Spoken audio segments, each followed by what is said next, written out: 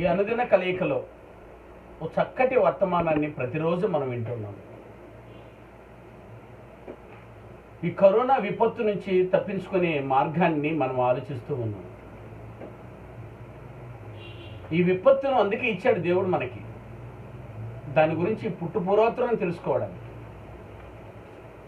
చాలామంది దీన్ని అపార్థం చేసుకుంటున్నారు, చాలామంది ఆ సబ్జెక్టే చెప్పొద్దంటున్నారు. నో, సమయానుకూలంగా సందర్భానుసారమైనటువంటి పాఠం చెప్పుకోవడమే క్రైస్తవ్యం. ఏ దశకు సంబంధించిన పాఠం ఆ దశలోనే మనం వినాలి. దశకు సంబంధించిన పాఠం వినకపోతే మార్పు చెందడం కష్టం పిల్లలు. శిశు దశకు సంబంధించిన పాఠం వినాలి. బాల్య దశకు సంబంధించిన పాఠం వినాలి. యవన దశకు సంబంధించిన పాఠం వినాలి. తండ్రి దశకున్న సంబంధపడిన పాఠం వినాలి. పెద్దల దశకు సంబంధించిన పాఠాన్ని వినాలి. ఇన్ని దశల వారీగా పాఠాలు ఉన్నప్పుడు ఈ పాఠాలు జోలికే పోకపోతే ఎలా? సందర్భాన్ని సహితంగానే పాఠం చెప్పుకోవాలి. సో విపత్తు ఎందుకు వచ్చింది? ప్రపంచమంతా దేవుడు కూర్చోబెట్టి పాఠాలు ఎందుకు చెప్పిస్తున్నాడు అందరి చేత? ఈ టెక్నాలజీ ఎంత ఉపయోగపడుతుంది ఈ రోజుల్లో మనకందరికీ తెలిసిన విషయం.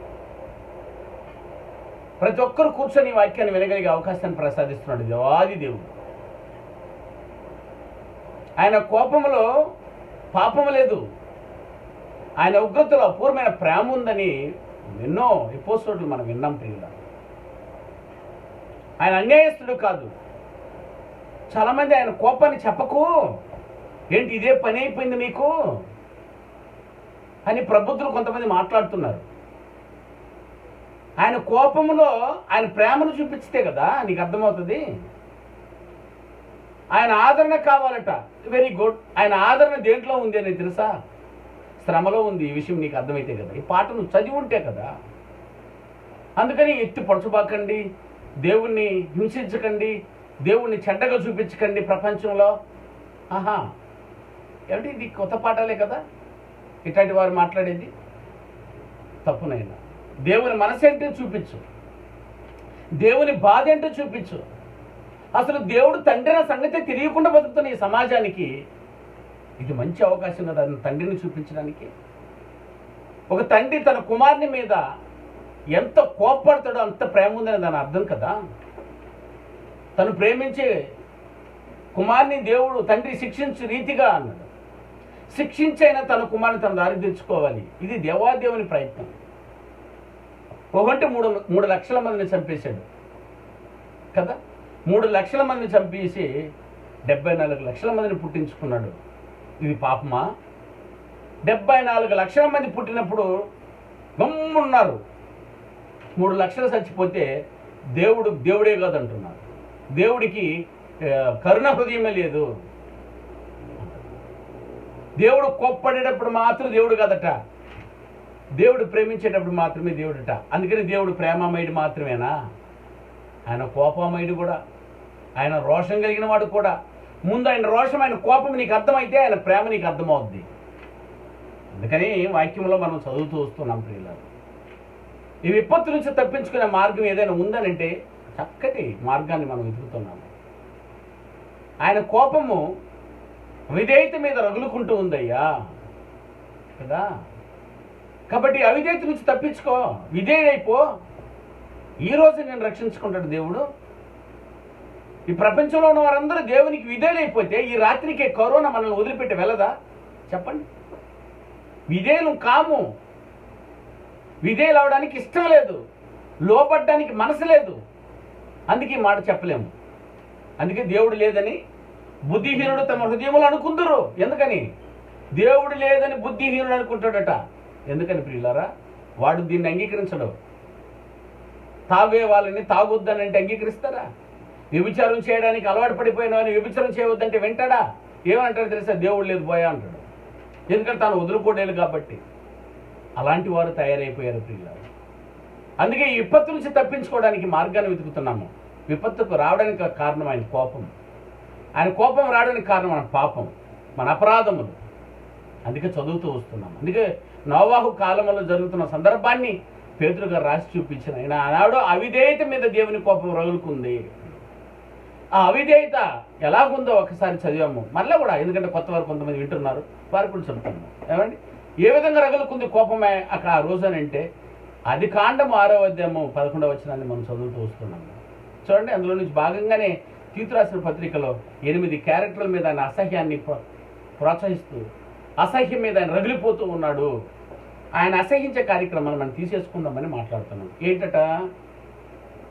భూలోకము దేవుని సన్నిధిని చెడిపోయింది. దేవుని సన్నిధి లేదట భూమి మీద, చెడిపోయి ఉంది. Yes or no? చెడిపోయి ఉంది. భూలోకము బలాత్కారం చేత నిండబడి ఉంది, నింపబడి ఉన్నది. సో ఈ బలాత్కారము వలనే దేవుని కోపం భూమి మీద రగులుకుంటూ ఉంది. సో ఏ విషయంలో బలాత్కారము నిండి ఉంది ప్రపంచం అంతా. ఆనాటి ఆ సందర్భాన్ని మనసులో ఉంచుకొని నేటి సందర్భానికి మనకు గుణపాఠంగా ఉంటుకోవద్దని చెప్పాడు దేవుడు. యుగాంతముందున మనకు బుద్ధి కలగాలంటే ఆ రోజు జరిగిన విషయాలన్నీ మనం జ్ఞాపకం చేసుకోవాలి. అందుకే పేతురు దాన్ని ఎత్తి రాసి చూపించాడు మనకి. అవిధేయులు ఎవరయ్యానంటే బలాత్కారం చేత నిండిపోయి ఉన్నారట. అటు బలాత్కారం తీసివేయండి అని చెప్పి ఆ బలాత్కారం ఉన్న సందర్భాన్ని చూసుకుంటూ వచ్చాము. ఆయన బలాత్కారం దేని మీద వచ్చిందో మీకు లేఖనానుసారంగా 5 భాగాలు మీకు ఎత్తి చూపిస్తూ వస్తున్నాను. హేయ కృత్యాల మీద బలాత్కారంతో నిండి ఉందట. రెండవది, వారి భూమి మీద ఆస్తుల కోసం బలాత్కారంతో నిండి ఉంది, కలహములతో నిండి ఉంది, ఏదైనా దోపుడుతో నిండి ఉంది. ఇదిగో 4వది నరహత్యతో నిండి ఉన్నది అన్న సందర్భాన్ని మనం ఆలోచిస్తున్నాం. ఈరోజు మనం ఆలోచిస్తున్నది నరహత్యతో, ఏదైనా నరహత్యను బట్టి జరిగిన బలాత్కారము భూమి మీద నిండిపోయి ఉంది. అది గత రాత్రి మనం అద్భుతంగా వివరించుకున్నాం కదండి. అందుకే చక్కగా 3 అధ్యాయాలను చదివచ్చు కూర్చున్న మీకు ఇప్పుడు నేను చెప్పడం కూడా సులువైపోద్ది, మీకు అర్థం చేసుకోవడం కూడా. నేను చెప్పడం మీరు అర్థం చేసుకోవడం అంత సులువుగా ఉంటుంది పిల్లలు. ఏమండి, అందరూ చదివేశారు కదా, మీకు ఒక ఐడియా వచ్చేసింది. 2 అధ్యాయంలో ఏం చెప్పబడుతున్నాడు హబక్కూకు గ్రంథం? 2 అధ్యాయంలో ఏముంది నాయనా? 2 అధ్యాయంలో ఏం కనబడుతుంది అని అంటే, వారు అతిక్రమములు కనబడుతున్నాయి, అవిధేయత కనబడుతుంది, బలాత్కారం కనబడుతుంది ప్రపంచం మీద కదా. 3వ అధ్యాయాన్ని చూస్తే ఆ బలాత్కారం చేసే వాళ్ళ మీదకి దేవునికి శిక్ష బయలుదేరింది అని మనకు అర్థమవుతుంది. కరెక్ట్ కదండి? అందరికి అర్థమైంది కదా ఈ సబ్జెక్టు. ఇప్పుడు వివరణిస్తాను మీకు, స్పష్టంగా మీకు అర్థమయ్యేటట్టు. ఏమండి, చక్కటి ఆలోచనాత్మకంగా మీరు ఈ పత్రిక ఈ గ్రంథాన్ని ఎత్తుకోవెళ్ళి ఇతరులకు చెప్పగలిగేటట్టు ఆ రోజు హబక్కూకు రాసినటువంటి గ్రంథాన్ని సులువుగా అర్థం చేసుకునే దాని భౌగోళిక చరిత్ర మీకు చెప్తాను పిల్లలు. చూడండి, ఈ వర్షాన్ని చదివేటప్పుడు ఏమండి, భూమి బలాత్కారంతో నింపబడి ఉందట. ఏ విషయంలో నింపబడింది బలాత్కారంతో? హత్యలతో, నరహంతకులతో నిండిపోయి ఉందన్నాడు. చూడండి, 2వ అధ్యాయం 17వ వచనం కదా, దానికి కీలకమైన రెఫరెన్స్. హబక్కూకు గ్రంథం 2వ అధ్యాయం 17వ వచనం చూడండి. లెబనోనుకు నీవు చేసిన బలాత్కారము నీ మీదకే వచ్చును. పశువులను బెదిరించిన బెదురు నీ మీదనే పడును. దేశములకును పట్టణములకును వాటిలోని నివాసులకును నీవు చేసిన నరహత్యను బట్టి జరిగిన బలాత్కారం బట్టి ఇది సంభవించను. చూసారా? పట్టణములోను వాటిలోని నివసించు ఆ నివాసులకును నీవు చేసిన నరహత్యను బట్టి జరిగిన బలాత్కారమును బట్టి ఇది సంభవించను. సరే, జనులందరి మీదకి బలాత్కారంగా ఎగురుదూకుతున్నట్టు ఎవరు బలాత్కారులు అయిపోతున్నారు ఇక్కడ? ఈ సందర్భం మనకు అర్థం అవ్వాలి. ఒకసారి చూడండి, 1వ అధ్యాయము 2వ వచనం చూడండి. 1వ అధ్యాయము 2వ వచనం నుంచి హబక్కూకు గ్రంథమే. యెహోవా నేను మొరపెట్టినను ఎన్నాళ్ళు ఆలకింపకయుందువు. హబక్కూకు ప్రవక్త దేవునికి ప్రార్థిస్తున్నాడు. నేను మొరపెట్టినను నీవు ఎన్నాళ్ళు ఆలకింపకయుందువు. బలాత్కారము జరుగుచున్నదని నేను ప్రవక్తనైన నేను నీకు మొరపెట్టినను, నువ్వు రక్షింపకయున్నావు. నేను ఇంకా మొరపెడుతూనే ఉన్నాను, ఈ ప్రజలను చూశాను అని హబక్కూకు దేవునికి మొరపెడుతూ ఉన్నాడు. దేశంలో బలాత్కారులు అయిపోయారట. ఎవరు ఆ బలాత్కారులు అంటే నరహత్య జరిగించే వాళ్ళు బలాత్కారులు అయిపోయారు, ఎక్కువ మంది అయిపోయారు. ఏదైనా కావాలంటే కొట్టి తీసేసుకుంటారు. రక్తము చిందింపకుండా వాళ్ళ కార్యక్రమాలు చేయట్లేదట. అది మీరు 3వ అధ్యాయంలో చూస్తే మీకు అర్థమవుతుంది. అందుకే దేవుని యొక్క భయంకరమైన శిక్ష వచ్చింది. ఇంతకీ వీళ్ళు ఎవరు? ఎవరి మీద ఇది ఇంత జరుగుతుంది? ఈ హబక్కూకు గ్రంథాన్ని అర్థం చేసుకోవడానికి దానికి మూల కారణం, మూల ఉపదేశం, మూల పాఠం ఒకటి ఉంది. అది మీరు చదవాలంటే రాజుల గ్రంథానికి వెళ్ళాలి ప్రియులారా. ఇది ఎప్పుడు జరుగుతున్నది చెప్పాను మీకు అందరికీ. క్రీస్తుకు పూర్వము 607 సంవత్సరం రాసినటువంటి పత్రిక హబక్కూకు గారు. అప్పుడు పరిస్థితి ఏంటి? ఎవరికి రాశాడనంటే యోధా జనాంగానికి, యోధాకు రాశాడు. యోధా ప్రజల్ని హెచ్చరిస్తూ రాస్తున్నాడంటే యోధా ప్రజలు అంటే విచ్చలవిడైపోయారు ప్రియులారా. వారే బలాత్కారులు ఇక్కడ. అందుకే ఈ ఉత్తరాన్ని రాయాల్సిన అవసరం వచ్చింది. అప్పుడు పరిస్థితి ఏంటి? అప్పటి పరిస్థితి, యోధా పరిస్థితి ఏంటి అని అంటే అండి, యోధా తెలుసు కదండి, యోధా గోత్రమే 2 గోత్రాలుగా విడిపోయినాయి. ఇశ్రాయేలీలందరూ 12 గోత్రాలు కదా. మీకు ఇష్టం అర్థమైతేనే అది అర్థమవుద్ది. ఇశ్రాయేలీలందరూ మొత్తం 12 గోత్రకర్తలుగా మారారు. మీకు అందరికీ తెలుసు వాళ్ళ పేర్లు కూడా. అయితే ప్రియులరా, కానాన్ను వచ్చి స్వతంత్రించుకున్నారు. యెహోషువతో వచ్చి ఏమండి కానాను దేశంలో ఉన్నటువంటి వారందరి మీద యుద్ధం చేసి వారందరిని తరమగొట్టి వారిని బానిసలుగా ఉంచుకొని వారి కట్టిన ఇళ్లను, వారి త్రవ్వని బావి నీళ్లను వాళ్ళందరి దాన్ని వీళ్ళు ఆక్రమించుకొని సుసంపన్నంగా కానాన్ను అనుభవిస్తూ వస్తూ ఉన్నారు. అర్థమైందా మీకు? అర్థం కాలేదు. ఐగుప్తులో బయలుదేరిన వారందరూ వచ్చి ఇశ్రాయేలీలు వారి సంతతి వచ్చి కానాన్ని స్వతంత్రించుకున్నారు. బాగా అర్థం చేసుకోండి. స్వతంత్రించుకున్న తర్వాత చాలామంది రాజులు వచ్చారు. అర్థమైందండి? రాజులు పరిపాలిస్తూ వచ్చారు. అర్థమైందా? అప్పుడు ఏం జరుగుతూ ఉంది అంటే ఒక్కసారిగా సౌలు 40 ఏళ్ళు పరిపాలించి వెళ్ళిపోయాడు. తర్వాత దావీదు వచ్చాడు.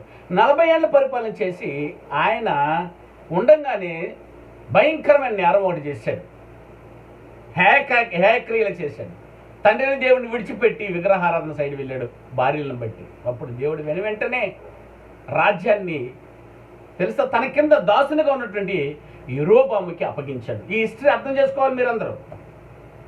యెరోబాముకి అప్పగించాడు. యెరోబాము సొలొమోను కింద పనిచేసే ఒక దాసుడు. నమ్మకమైన దాసుడు, మంచి దాసుడు. దేవునికి నచ్చింది ఆయన పని. అందుకని అతనికి ఏమంటే దైవజనుడు ఒకడు వచ్చి తను వేసుకున్నటువంటి బట్టలను చింపి ఏదైనా 12గా చింపి 10 అతని చేతికి ఇచ్చాడు.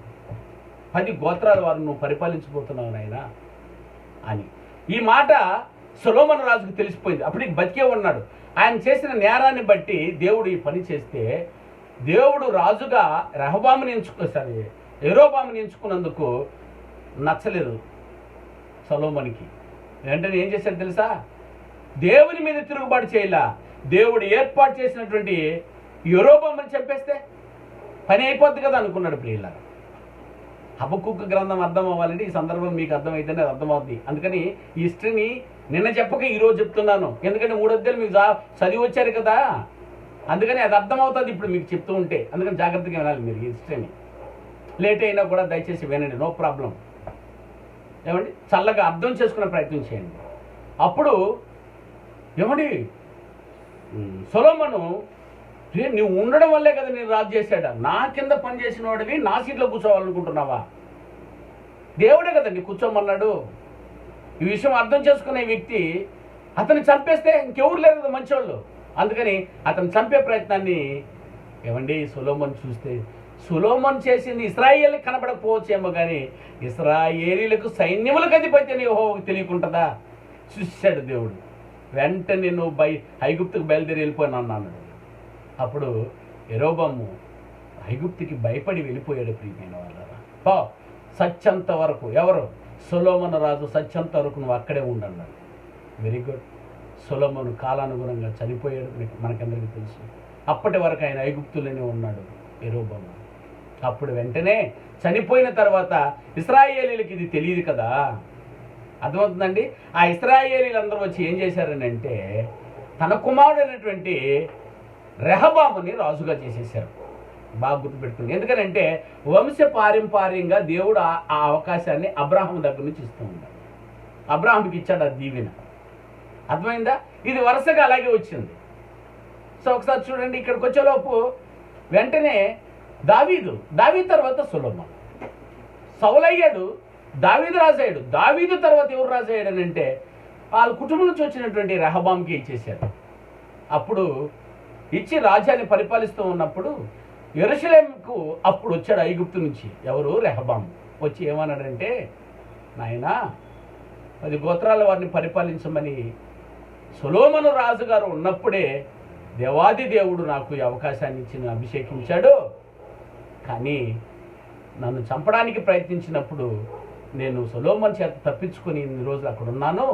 ఇప్పుడు నేను వచ్చేసాను, నేనే రాజునై ఉండాలి అని అడిగాడు. అందుకు రెహబాం అన్నాడు, అయ్యా ఈ విషయం అయితే నాకు తెలియదు కదండి. ఎంత బాగా మాట్లాడుతున్నాడు చూడండి. నేను యెరూషలేములో ఉన్న పెద్దలందరినీ పిలిచి నేను అడుగుతాను, అన్ని విషయాలు తెలుసుకున్న తర్వాత వారి నిర్ణయం చొప్పున నేను నిర్ణయం తీసుకుంటాను అని గౌరవంగా సగౌరవంగా అని చెప్పాడు. రైట్. ఈ విషయం అంతా అందరూ వచ్చి కూర్చున్న తర్వాత వినాలి కదండి. వచ్చి వాళ్ళు పెద్దలందరూ చెప్పారు, అవును ఇది నిజమేను, మీ నాన్న తప్పు చేయడం వల్లే ఇదిగో యెరోబామును రాజుగా చేసేసాడు దేవుడు అని అంటే వాళ్ళ మాటను పక్కకి నెట్టి యవనస్తులు పిలిచాడు. ఈయన ఎవరుడు కదా, యవనస్తులు పిలుచుకొని యవనస్తులు మీరు ఏం చేయమంటారు అంటే వారి సలహాలు తీసుకొని ఒక్కసారిగా ఇశ్రాయేలుని హింసించడానికి ప్రయత్నించాడు. ప్రియమైన వాళ్ళు ఎవరు? రెహబాము. ఘోరం కదండి. అప్పుడు వెంటనే ఏం చేశాడు తెలుసా ప్రియ సోదరి మండలారా? 2గా రాజ్యం చీలిపోయింది. ఇశ్రాయేలు పెద్దలందరూ యెరోబాము దగ్గరికి వచ్చేసారు. 10 గోత్రాల వారు అటు వచ్చేసారు. 2 గోత్రాల వారు మాత్రమే అదిగో ఖచ్చితంగా రెహబాము కింద ఉండడం జరిగింది. అనగా 12 మంది యూదా గోత్రపు వారు 2గా చీలిపోయారు. 10 గోత్రాల వారు ఒకవైపు గాను, 2 గోత్రాల వారు ఒకవైపు గాను. 10 గోత్రాల వారికి ఇశ్రాయేలీయుని పేరు, 2 గోత్రాల వారికి యూదా అని పేరు. మీకు అర్థమైంది కదా?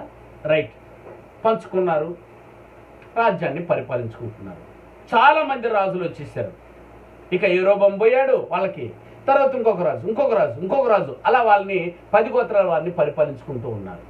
ఈ 2 గోత్రాల వారిని రెహబాము తర్వాత చాలా మంది యూదా రాజులు వచ్చేసారు. యూదును పరిపాలించే రాజులు పుట్టుకుంటూ వచ్చారు. వెంటనే భయంకరమైన చెడ్డ రాజులు పుట్టేది 2 పక్కల.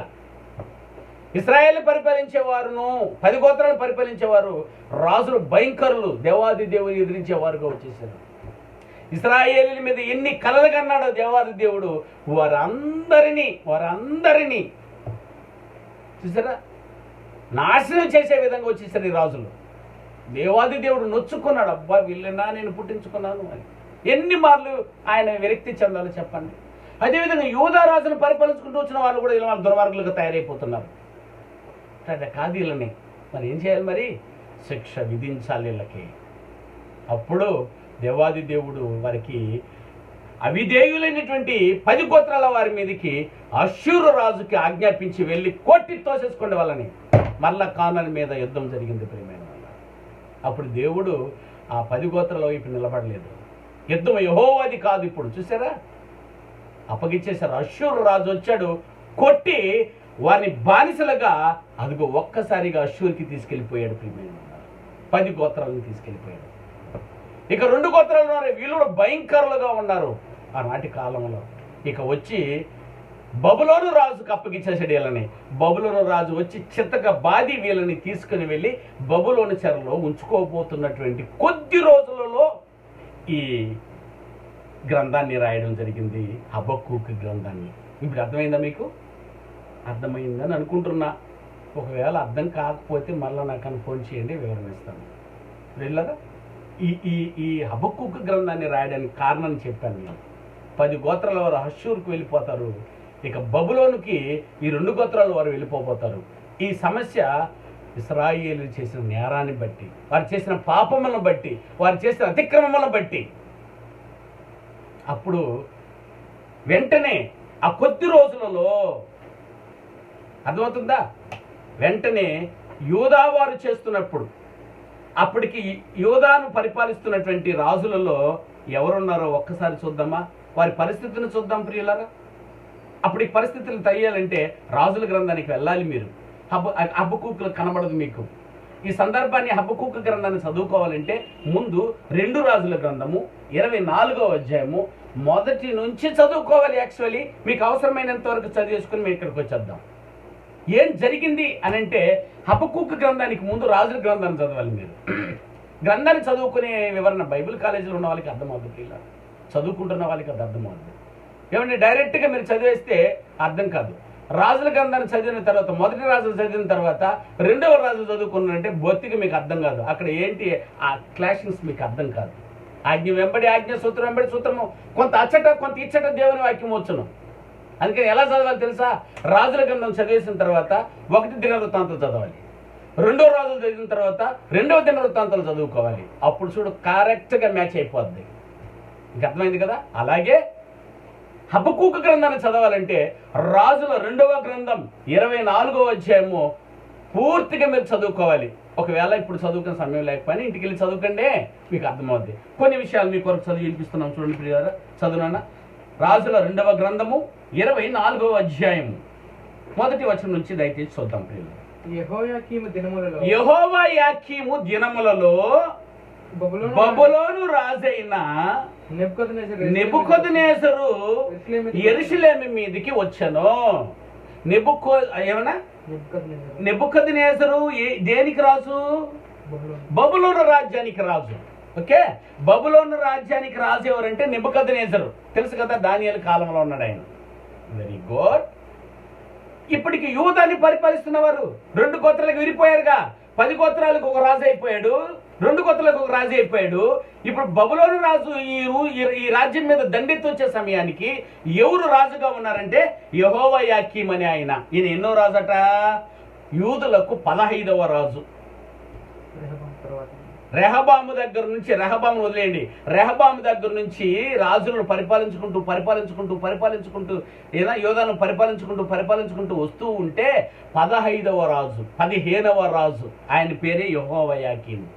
అప్పటికల్లా దేశం ఎలా ఉంటుంది చెప్పండి ఆయన? కానాను అతక్కతలమైపోతూ ఉంది. పాలు తేను ప్రవహించే దేశమును సర్వనాశనం చేసుకుంటున్నారు ఇశ్రాయేలు. వీళ్ళక ఇచ్చాము ఈ దేశాన్ని. మంచి వనమున్న రాజ్యం, మంచి ఫలాలున్న రాజ్యం ఇది. అయ్యో నా బిడ్డలే అక్కడ అవస్థపడుతూ నా తండ్రిని పిలిచారని చెప్పు కదా తీసుకొచ్చి ఇక్కడ ఇచ్చింది. ఇక్కడికి వచ్చిన తర్వాత వీళ్ళందరూ ఈ వికృత శాస్త్రాలు భరించలేకున్నాడు దేవుడు. ఆ రోజు ఈ యెహోవాయాకీము ఉన్నాడు. ఈ యెహోవాయాకీము దినములలో బబులోను రాజైన నెబుకద్నెజరు యెరూషలేము మీదకి వచ్చాడట. యెహోవాయాకీము అతనికి దాసుడై 3 ఏళ్లు సేవ చేసిన తరువాత అతని మీదికి తిరుగుబాటు చేయగా యెహోవా అతని మీదికి తన సేవకులైన ప్రవక్తల ద్వారా తాను సెలవిచ్చిన మాట చొప్పున యూదా దేశమును నాశనము చేయుటకై, అండర్లైన్, యూదా దేశమును నాశనము చేయుటకై దాని మీదికి కల్దీయుల సైన్యములను, సిరియుల సైన్యమును, మోయాబీల సైన్యములను, అమ్మోనీయుల సైన్యములను రప్పించెను. నేను రప్పించి యోధా వారిని సర్వనాశనం చేయబోతున్నాను అన్నాడు. యోధా వారు ఎవరయ్యా? నీ బిడ్డలు కదయ్యా. వారిని నాశనం చేయడానికి ఇంతమంది రాజ్యాలను రాజులను ఏర్పాటు చేసేసాడట. దేవాది దేవుడే అప్పగించేస్తున్నాడు వాళ్ళకి. వీళ్ళు మహాక్రూరులు, వీళ్ళు ఈ దేశస్తులు. ఎవరెవరటైనా ఆ దేశం పేరు చూడండి. కల్దీలు, సిరియన్లు, మోయాబీలు, అమ్మోనీయులు. అమ్మో, వీళ్ళు హిస్టరీ భయంకరమైంది ప్రియమైన వాళ్ళ. మహామోసగాళ్ళు వీళ్ళు. ఏనైనా చెప్పాలంటే మూర్ఖులు అని చెప్పచ్చు. అంత భయంకరుల చేతికి దేవుని పిల్లల్ని ఇచ్చేస్తున్నాడేంటి దేవుడు? అప్పుడు దేవుడు చెడ్డాడా? అట్టే అంటున్నారు. ఇప్పుడు కరోనా వచ్చింది కాబట్టి దేవుడు చెడ్డాడట. మేలు చేస్తే దేవుడా? మేలెందుకు చేస్తున్నాడు, కీడెందుకు చేస్తున్నాడో తెలియక అనుభవిస్తున్నావే. నిన్ను చంపేయాలిగా మరి. ఇంతవరకు దేవుడు నాకు తండ్రి అన్న సంగతి తెలియకుండా బతుకుతున్నారే. వీళ్ళని ఏం చేయాలో మీరు చెప్పండి మరి. వీళ్ళని ఎవరు పుట్టించాడు ఇంతవరకు తెలియలా? అది పుట్టించిందని అంటాడు, ఇది పుట్టించింది అంటాడు. ఎవరయ్యా పుట్టించింది మిమ్మల్ని అని అంటే నువ్వు ఎవరెవరైతే చెప్తున్నారు ఈరోజు వారందరినీ మీరు వినండి ప్రియులరా. వారు ఎందుకు పుట్టించుకున్నట్టు సమాధానం చెప్పరు. మమ్మల్ని పలానా వాళ్ళు పుట్టించారు అని అంటారు. అడిగితే ఎందుకు పుట్టించారయ్యా మిమ్మల్ని, ఏ సంకల్పం కొరకు పుట్టించుకున్నారని అడిగితే జవాబు చెప్పండి. నాయనా ఘోరంగా ఉంది కదా అని అంటే, ఇంతమందిని యెహోవా యాకీము రోజు రాజుగా ఉన్నప్పుడు ఒక్కసారిగా లేపి ప్రవక్తను హబక్కూకును యోధా మీదకి పంపిస్తున్నటువంటి సైన్యాన్ని గురించి కొంచెం చెప్పు. ఏమైనా ఉందా అన్నమాట? చూడండి, అతని మీదకి చూడండి 2వ వచనం. యెహోవా అతని మీదకి తన సేవకులైన ప్రవక్తల ద్వారా, ఆ ప్రవక్తల్లో ఏ ప్రవక్త? హబక్కూక్ అప్పుడు ఉద్భవించాడు. అందుకే ఇప్పుడు చదవండి హబక్కూకు గ్రంథం మొదటి వచనం చదివితే మీకు అర్థమవుద్ది. ఇది చదివిన తర్వాత ఇప్పుడు వెళ్ళి ఈ అధ్యాయం అంతా చదివేసిన తర్వాత ఒక్కసారి మీరు హబక్కూకు గ్రంథం తీసుకున్నారంటే స్పష్టంగా అర్థమవుతుంది. ఇప్పుడు చదవండి ఏమని ఉందో చూడ అక్కడ. ప్రవక్తకు హబక్కూకునద్దకు దర్శన రీతిగా వచ్చిన దేవోక్తిది. ఎందుకనంటే అయ్యా ఇక సబ్జెక్ట్ ప్రారంభమైంది. అప్పటికి యోధా జనాంగం ఎలాగుందో తెలుసా ప్రియులరా? బలాత్కారముతో నిండిపోయి ఉంది. ఇది ప్రవక్త చూశాడు. నన్ను పంపించిన పని ఏంటి నాన్న, కానీ నేను చూస్తుండగా వీళ్ళు ఎలాగున్నారు. ఇప్పుడు చెప్తున్నాను చదవన్న ఈ విషయాన్ని. ఇప్పుడు యెహోవా నేను మొరపెట్టినను నువ్వు ఎన్నాళ్ళు ఆలకింపకు ఎందువు? బలాత్కారము జరుగుచున్నది. యోధా జనాంగములో బలాత్కారము జరుగుచున్నది. నేను నీకు మొరపెట్టినను. బబులోను రాజు ఎప్పుడు వస్తాడు, ఎప్పుడు అప్పగించబోతావు నాకు చెప్పావుగా, నేను చెప్పడానికి వచ్చాను వీళ్ళకి. కానీ వీళ్ళ పరిస్థితి భయంకరంగా ఉంది తండ్రి. వీరు బలాత్కారంతో నిండిపోయి ఉన్నారు. నేను చెప్పిన వినేటట్లు లేరు. నా గ్రంథాన్ని రాసి నేను యూదా జనాంగానికి పంపిన వారు నమ్మేటట్లు లేరయ్యా. నువ్వే దిగాలి మరి. కొంతమంది అహంకారులు ఎవరు చెప్పినా వినరు. చూసారా ప్రియులారా? ఎవడు చెప్పినా వినడు. వాడికి చెప్పేవారు లేరు. ఎందుకంటే వాడే బలిష్ఠుడు. అంతే కదా. ఇంకా ఎవరు దిగాలి? వాడికంటే బలం కలిగిన వాడు దిగాలి. మన ఊర్లో వాళ్ళంటి వారు ఎవరు లేరే. వాడికంటే బలం కలిగిన వాడు ఒకడు ఉంటే చూసి అందరూ భయపడిపోతారు. వాళ్ళకి అందరికి లోబడి ఉంటారు.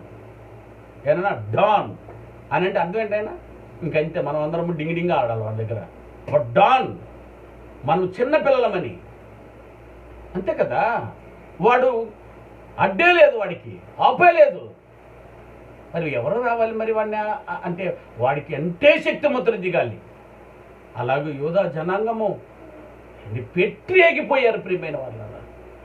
అలాంటి నాశనాన్ని వాళ్ళు ఎలాంటి పెట్టిరేగిపోయారో, వాళ్ళు ఎలాంటి వారు ఉన్నారో వారిని గురించి చదువుతున్నాం. కిందకి చదువున్నా నిన్న కూడా చదివి వినిపించాను.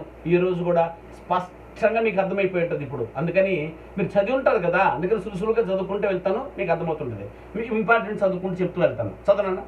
నన్నెందుకు 2వ వచనం నుంచి చదువు. యెహోవా నేను మొరపెట్టినను నీవెన్నాళ్ళు ఆలకింపకుందువు. బలాత్కారము జరుగుచున్నది. ఏ బలాత్కారం జరుగుతున్నది?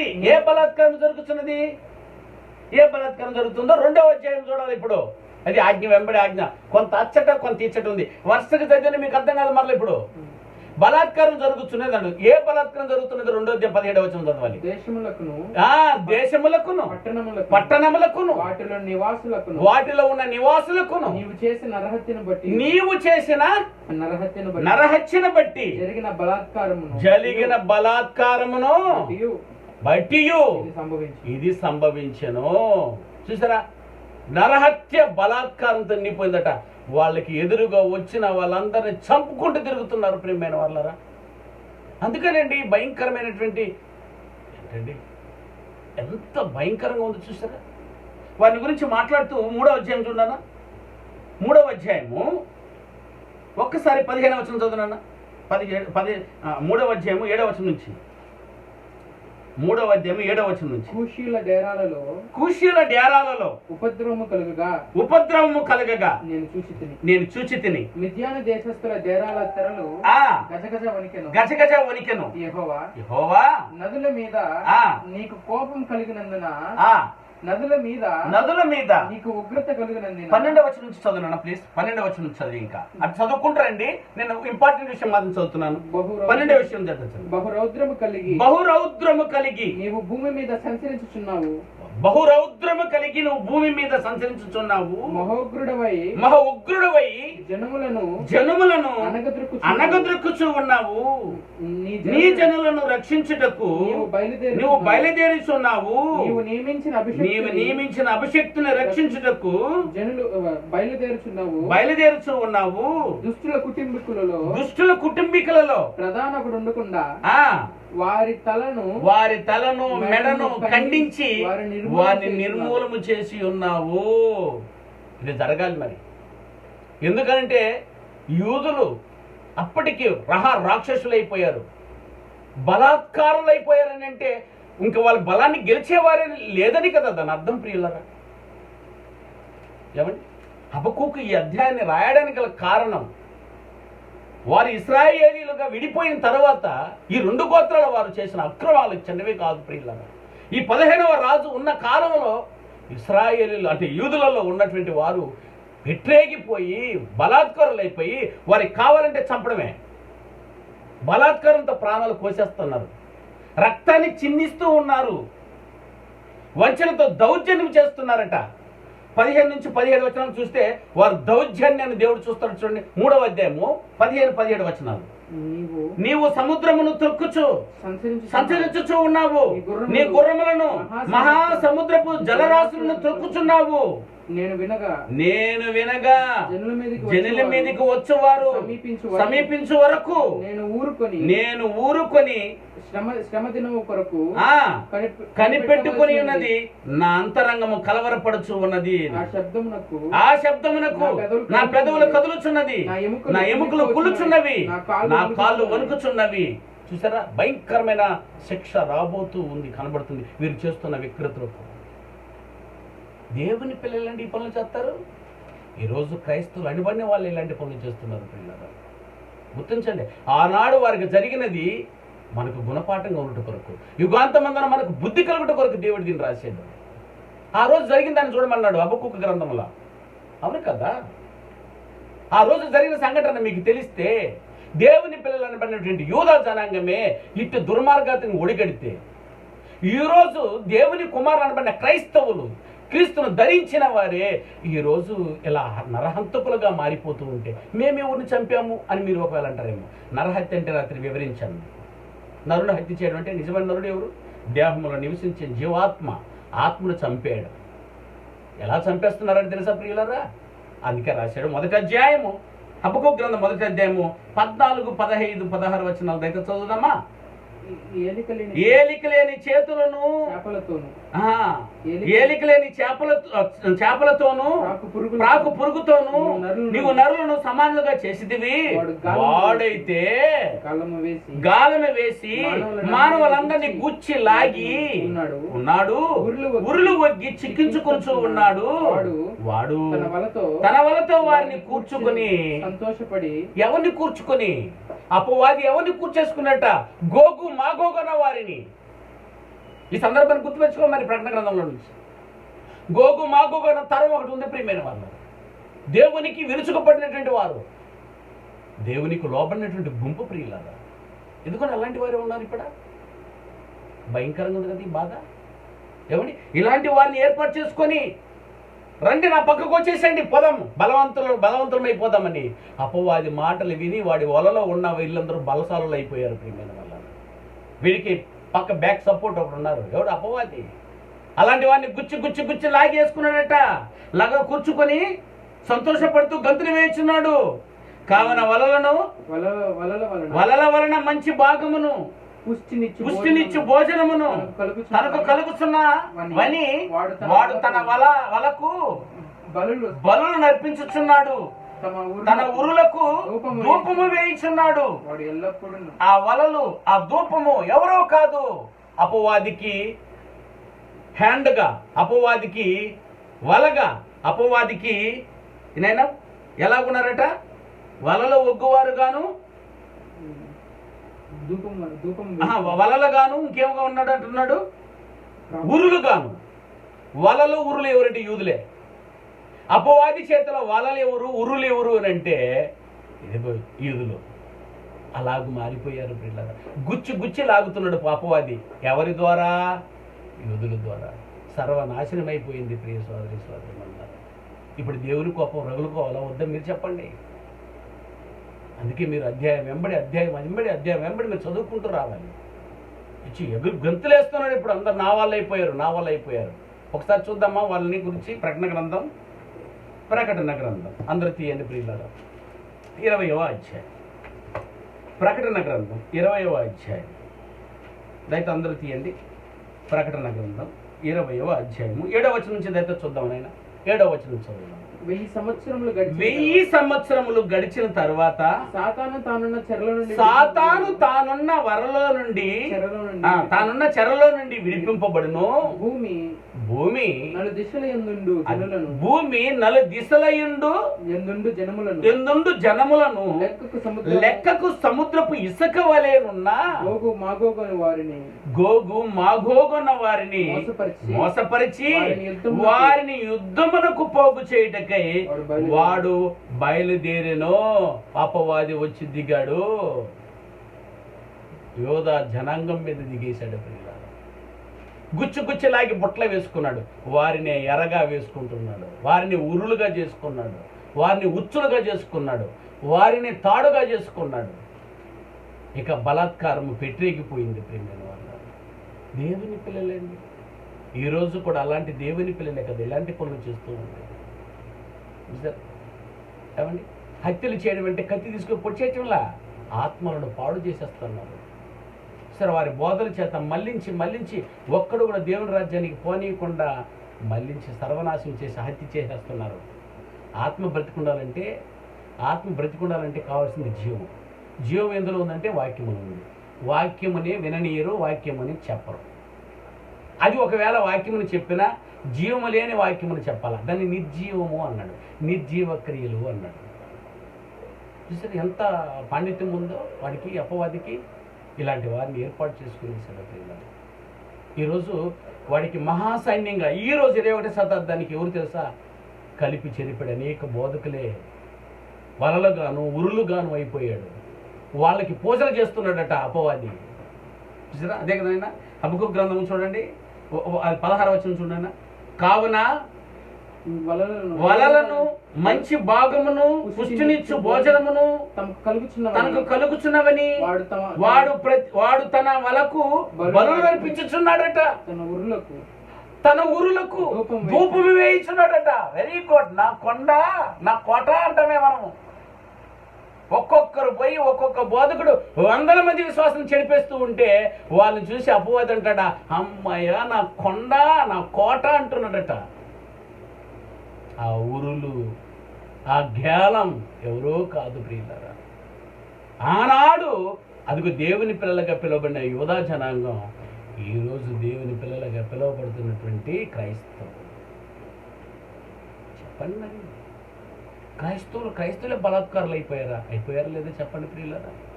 ఈ పాఠం అంటే ఈ పాఠం లేదు, ఆ పాఠం తప్పు, వాడు చెప్పింది తప్పు, వీడు చెప్పింది తప్పు. ఎవరిని విననీయకుండా చేస్తున్నావు, ఎవరికి సత్యాన్ని చెప్పనీయకుండా చేస్తున్నావు.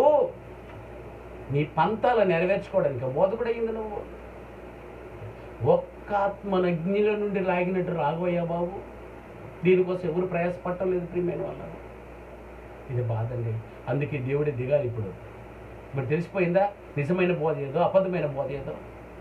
బలాత్కారులు ఎవరో, బలాత్కారం కాని వారు ఎవరో, రండి లోన్ ఇస్తాం, దేవుడు లోన్ ఇప్పించాడు, ప్రార్థన చేస్తాను, రండి నీ రోగం పోద్ది, రండి నీ బాధలు పోతాయి అని అన్నారే. ఇప్పుడు ఏడున్నారు నాయనా, ఏడున్నారు? ఈ కరోనా పోవడానికి ఒకడు మాట్లాడుతున్నాడు, ప్రార్థన చేస్తున్నాడు, కరోనాను యేసు నామమున బంధించి తీసి పరేస్తున్నాను అన్నవే. రా తీసేద్దురా. కరోనా ఉన్నవాడి తల మీద చేయించి ప్రార్థన చేద్దురా. ఇంకేం వద్దు, నువ్వు ప్రార్థన చేస్తావా? ఏంటండి ఈ సందర్భంగా అయితే ఆలోచించండి ప్రియ సోదరి సోదరులారా. ఈరోజు బలాత్కారులు అయిపోయారు క్రైస్తవులే. ఆ రోజు యూదుల బలాత్కారులు అయిపోయారు, ఈరోజు క్రైస్తవులే బలాత్కారులు అయిపోయారు. నరహంతకులుగా మారిపోయారు. ఆత్మను రక్షించకుండా ఆత్మను చంపేసే ప్రయత్నం చేసే వాళ్ళు నరహంతకులు కాకుండా ఇంకేమనాలి చెప్పండి మరి మీరు. వద్దు, ఆ హంతకుడుగా నువ్వు నేను ఉన్నానో ఏమో, ఒకసారి నా బోధను పరీక్షించుకో. తిమోతికి రాస్తూ పౌలు గారు చెప్పారు, నిన్ను గూర్చి నీ బోధన గూర్చి జాగ్రత్తగా ఉండు. నీ బోధ వలన ఒక ఆత్మ రక్షింపబడాలి తప్ప ఓ ఆత్మ నాశనం అయిపోకూడదు కదండి. టైం అయింది, ఒక చిన్న టెక్నికల్ ప్రాబ్లం కూడా వచ్చింది. రేపు ధ్యానం చేద్దాం. అద్భుతమైన పాఠం. మీకు ఒక సందర్భం, ఒక కొలిక్కి వచ్చి ఉంటుంది. ఈ 2 అధ్యాయాల్లో ఉన్నటువంటి భయంకరమైనటువంటి బలాత్కారము యూదులది. కాబట్టి దేవుని యొక్క తీర్పు ఎలా వస్తుందో 3వ అధ్యాయం సారంలో మనం విందాం. ఇక్కడ మళ్ళా ఒక 5-6 సార్లు చదివేసుకొని మళ్ళా రేపు కలుసుకున్నాం. రేపు వస్తారని ఆశిస్తూ అందరికీ ప్రేమపూర్వకమైనటువంటి వందనాలు తెలియజేస్తూ ఒక్కరైనా మారు మనసు పొందాలని మా ఈ చిరు ప్రయత్నం. దీన్ని మీరు విని ఇతరులకు వినిపించి ప్రయత్నం చేయగలుగుతారని ఆశిస్తూ నేను ఆ మాటలు ముగిస్తూ ప్రార్థన చేస్తున్నాను. దయగలిగిన మా కన్న తండ్రి, అవునైనా ఆ రోజు యూదా జనాంగం తన గర్వము చేత బలాత్కారులుగా భూమి మీద నిండిపోయినప్పుడు హబక్కూకుని లేపిన తండ్రి, వారికి అనేక సూచక క్రియలను మీరు చేసినప్పటికీ, మీ మాటలను ప్రవక్త ద్వారా పలికించినప్పటికీ వారు వినలేని బలాత్కారులుగా హత్య చేసేవారుగా మారిపోయారు. అందుకే ఆ రోజు నా తండ్రి భయంకరమైనటువంటి తెగులను మీరు పంపించినట్టు వాటిని చూడగలిగారు.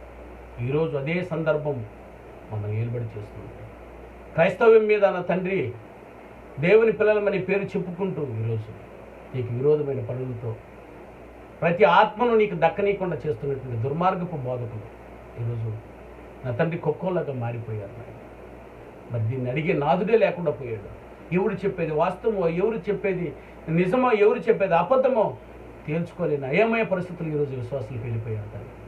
ఇటు బాధ నుంచి రక్షించడానికి దేవా నువ్వు దింపినటువంటి కరోనా విపత్తు దీనికి కారణం అని కూడా గుర్తించినట్లు ఈరోజు మాకు ఇచ్చిన జ్ఞానం బట్టి ఇది అనేకలు గ్రహించి నీ చిత్తమైతే మార్పు పొందే భాగ్యం, చిత్తమైతే దేశాన్ని ప్రపంచాన్ని నువ్వు ఉన్నావని అది మా పాపాల వల్ల మా అతిక్రమణ వల్లే జరిగిందన్న సత్యాన్ని ఒప్పుకొని ఒప్పుకొని ప్రార్థించిన తండ్రి మార్చుకునే భాగ్యాన్ని, మార్పు చెందే భాగ్యాన్ని, మార్మర్చి పొందే భాగ్యాన్ని ప్రసాదించగలమని ప్రార్థిస్తూ చిత్తమైతే రేపు రాత్రి కలుసుకున్నంత వరకు చెప్పబడిన మాటలు ఒక్కళ్ళనైనా పనిచేసి మార్పు పొందించే భాగ్యాన్ని సహాయం చేయగలరని నేను మనవలను మా ప్రభును మా రక్షకుడైనటువంటి వారి శ్రేష్టమైన నామని ప్రార్థన వేడుకుంటున్నాను తండ్రి.